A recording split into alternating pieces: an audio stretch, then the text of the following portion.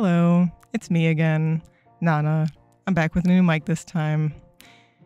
It's been hard to decide what my next video should be because I have so many ideas. I know so much about Type 0 and Akito 13, and there's so much that could be relevant to Kingdom Hearts. Mainly, I've been trying to figure out how to explain what I think about the black box, but it's hard. So, for now, I've decided to make a little video about the connection between Demyx and the mom. Yes, I'm going to be referring to him that way. He is our mother. I'll also tell you what I think the mom's name is. You don't have to know anything about Jack or Type 0 in order to understand this, though I will recommend that you watch my previous video. I'm not going to ignore what seems like perfectly good evidence. Without further ado, on with the video. At the end of Union Cross, the Master of Masters tells the Darkness that he's going to run away to a world beyond imagination. Considering the fact that we see the mom and Quadratum in the Cage 3 secret ending, as well as the first Cage 4 trailer, I think we can safely assume that he was referring to Quadratum. But the question is, how did he get there? Well, as you may remember, there were multiple times during back cover where the Master said that he might disappear one day. It seemed like even he didn't know what it would be like, though he did describe it to Ira as vanishing, dimming, or fading. In other words, he wasn't simply running away. He expected his body to very much fade from existence. Of course, this conjures the image of Sora disappearing at the end of Cage 3. I think it was just like that, but for a very different reason. Throughout back cover in Union Cross, the foretellers butt heads over what they believe the Master's intentions to be. Each person seems to believe that they understand him better than the others, especially Ava and Luxu. However, it's clear that they know very little about him. It seems like they know about as much as we do. The Darkness has seemingly known him for longer than anyone, and even they admit that they don't understand him as well as they'd like. During the events of Dark Road, the mom met the young Xehanort, who he described as the Singularity. I believe they mean singularity in the Fate Grand Order kind of way, in which a singularity is an anomaly that doesn't exist anywhere in recorded history.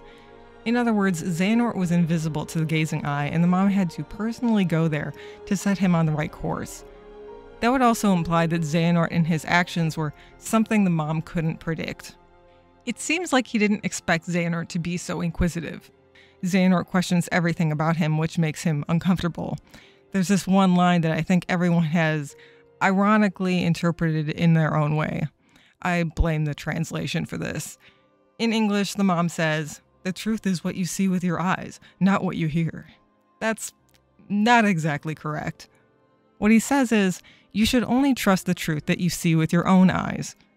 Have you ever formed an opinion about someone or something without having all the facts, only to realize later that you were wrong? It happens all the time.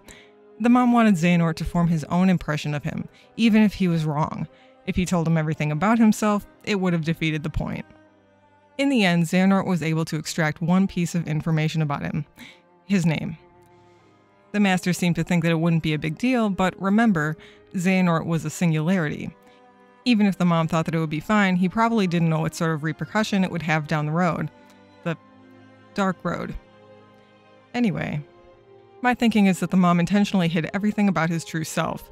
This is supported by the evasive way he acts when Xehanort tries to extract information from him. By concealing information about himself, other people were allowed to perceive him in their own way, leading to assumptions which may or may not have been correct. When others looked at him, they didn't see Demyx or whoever he really is. They saw who they wanted to see. They heard the voice they wanted to hear. With the sparse information they were given, it would have been impossible for anyone to know who he really was or what he was really like. In actuality, the person known as the Master of Masters is nothing more than a figment of their imaginations. Everyone believed that they knew who he was, but none of them knew the real person. Therefore, the facade that the mom showed to everyone became the accepted truth, while his real self was buried and forgotten.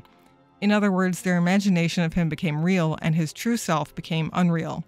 As a result, his true self vanished, dimmed, and faded, and took the mom along with him to the world of fiction. Make sense?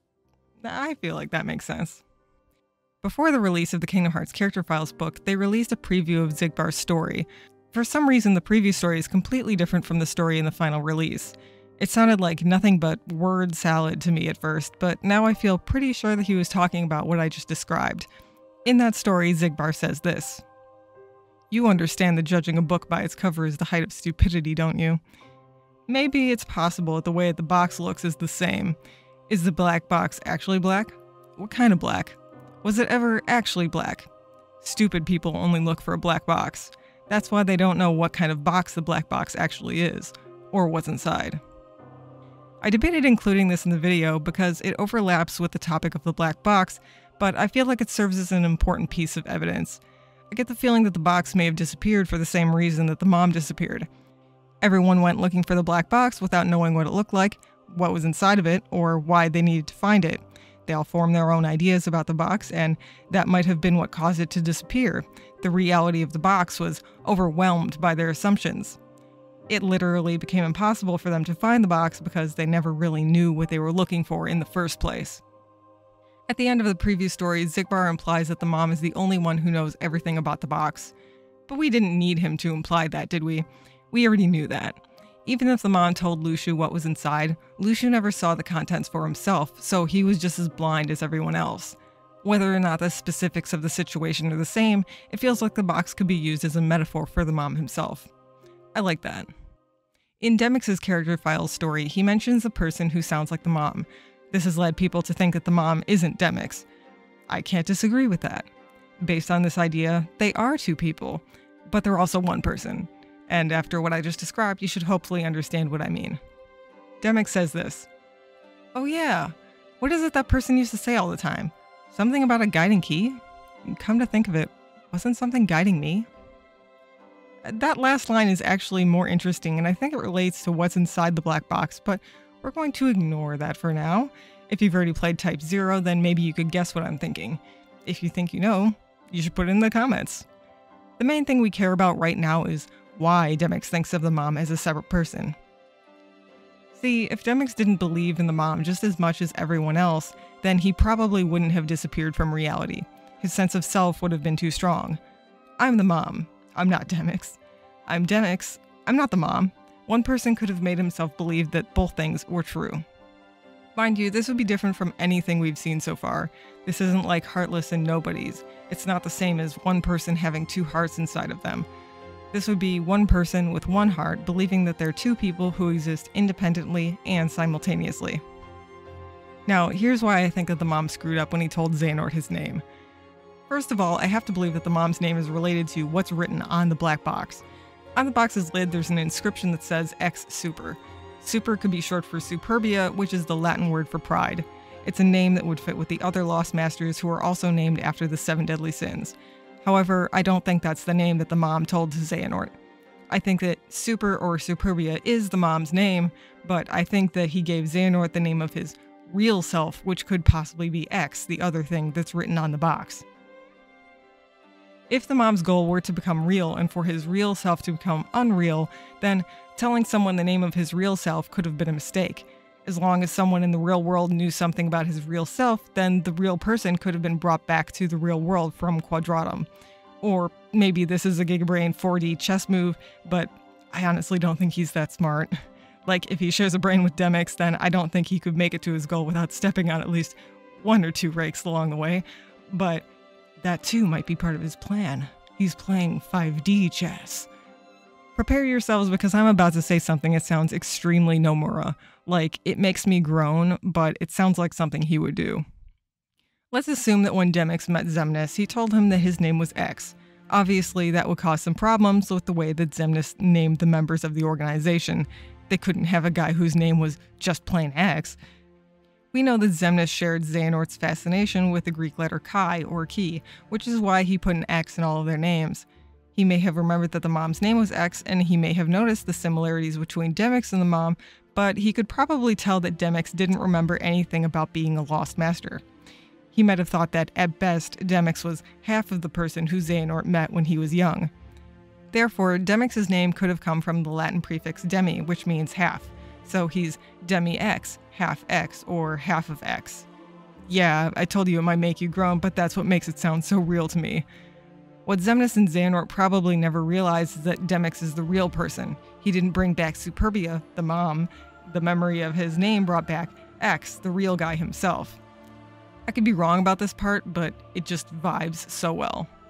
Another thing I'd like to talk about is the way that Rex sees Sora as Yozora, because I think that it's related. From the moment that they meet, Rex is convinced that Sora is Yozora. We all know that Sora doesn't actually look like Yozora. Even Sora remarks about how Riku looks more like him.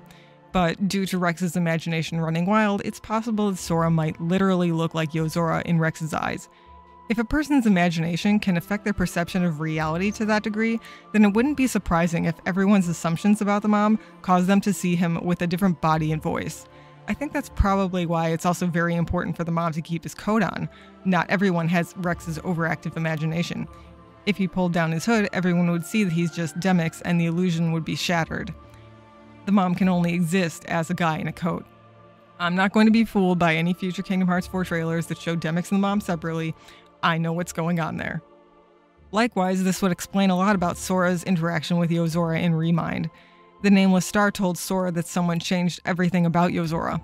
When they meet, Yozora is surprised that Sora is able to recognize him. Thanks to Rex, Sora knew what Yozora originally looked like, so his eyes weren't fooled by the way that somebody changed the perception of Yozora. I don't know who did that to him, but it's obviously a metaphor. When Final Fantasy Versus 13 changed directors and became Final Fantasy 15, many things about the game changed. The difference might not seem that big to us, but I would think that the Noctis who we know is probably different from the Noctis who Nomura knows. Likewise, I think that Yozora may have been confused about Sora because Sora's name could be something like the name Agito to him. In Type 0, everyone has their own idea of what Agito is like, but no one has ever seen them. All they know is that Agito is supposed to be the hero who ends the war and saves the world from destruction. Do with that information as you please. Now back to Demyx. There are some really interesting things about Demyx in Vexen's character file story, such as this passage from near the end. Yes, Demyx time, the fool said. The most important thing to him was to not be a bench warmer for someone else. The job I gave to him seemed to be perfect for him. Yes, that is unmistakably intelligence. Being honest with oneself and never losing sight of oneself. Vexen knows that Demyx never wants to be a replacement for someone else, and he admires him for being true to himself. This seems like it will be important. In his own character file story, Demyx talks about how he joined the organization because he wanted to make friends, though he feels uncool for admitting it. There's a very strong possibility that Demyx doesn't know himself as well as he thinks, so his desire to make friends might be more complicated than we realize. Earlier, I said you didn't need to know anything about Jack, and that's because I'm going to tell you more about him. His character arc in Final Fantasy Agito, the lost media yet nonetheless canon prequel-sequel to Type 0, centers around his desire to become friends with the player. He thinks that he's too stupid and lazy and uncool for someone as upstanding as the player, so he tries to change himself. He's willing to throw away who he used to be if it means that people will like him more with a different personality. Thankfully, in the end, he's able to realize that the player likes him for who he really is. Each member of Class 0 has a unique power which seems to be inspired by Buddhism. There are Buddhist themes all over Type 0. The powers are referred to as loci, which is the plural of the word locus, like location. I believe it comes from the concept of Buddha natures, which comes from a Sanskrit word which also means locus, or a place to put something. The idea is that each member of Class 0 possesses a quality that Oreshia thought to be necessary for the creation of Agito. I promise this is going somewhere good. Jack's power of ignorance appears to come from avidya, which is the Sanskrit word for ignorance. Wikipedia says that this term includes not only ignorance out of darkness, but also obscuration, misconceptions, mistaking illusion to be reality, or impermanent to be permanent, or suffering to be bliss, or non-self to be self, such as delusions. Incorrect knowledge is also a form of avidya. Jack appears to be a fool on the surface, but he's actually probably the wisest member of Class 0. He intentionally acts like the class clown to keep everyone happy. In battle, his attitude doesn't change. He acts just as carefree, which makes his enemies underestimate him. His power is a manipulation of reality. He makes the people around him ignorant by presenting them with a false image of him which they accept as true. The only character who can see through him is Seven, whose power is the power of discernment. You can unlock an entry from Jack's old diary in the game. I retranslated it because the original Japanese just makes it sound so haunting. Normally, Jack speaks with tildes at the ends of his sentences to make him sound relaxed and cheerful, but there are no tildes here, which is ominous. So that the others won't lose heart and feel depressed, I smile. If everyone smiles, I'll be happy too. But the other day, Seven asked me, "Why don't you smile?" When I said, "What are you talking about? I smile more than anybody." She told me, "It may look like you're always smiling, but I've never seen you smile." It really surprised me that she could understand people so well. I've never been so surprised in my life. I swear I didn't craft this whole version of the Demix theory to match Jack's power of ignorance. It just happens to fit really well, and I'm inclined to believe that it's not a coincidence. My favorite thing about Jack's power is that you can never tell what he's really like. Underneath the mask, there might be another mask. So, who's to say that Demix is the real one? I think he is, but you could say that Demix is incomplete as he is right now. That's because I don't think it's necessarily correct to say that either of them is fake in this situation. We are who we are because of other people. If you think about it, the mom is like the embodiment of that idea. So I don't think that things can end without Demix coming to terms with the fact that the mom's experiences are also his. The real person would be the combination of the two. As you've been listening, the thought of dissociative identity disorder might have crossed your mind. I think that this idea is separate from that because what I'm describing is a situation that the mom intentionally brought upon himself, like self-delusionment. But I won't rule out the possibility of DID either. We don't know much about the mom's past, but he has dropped a few hints about some traumatic-sounding incidents. We know that he was a young boy when the Keyblade War started, and we know that he lost many friends and allies to the darkness. For all we know, Demix may have offloaded the traumatic memories of his past onto another personality to protect himself, which became the mom. At least figuratively, similar to Yozora, you could say that Demix's heart has been replaced by another's when the mom is fronting. That could work in tandem with everything I previously mentioned. I'll close this with one of Jack's most iconic quotes, which comes from the Type 0 novel Change the World, The Answer. Even when you feel sad, it's definitely better to smile. Even a fake smile will one day turn into a real smile. So, yeah, this is my best guess for now. How did you like it?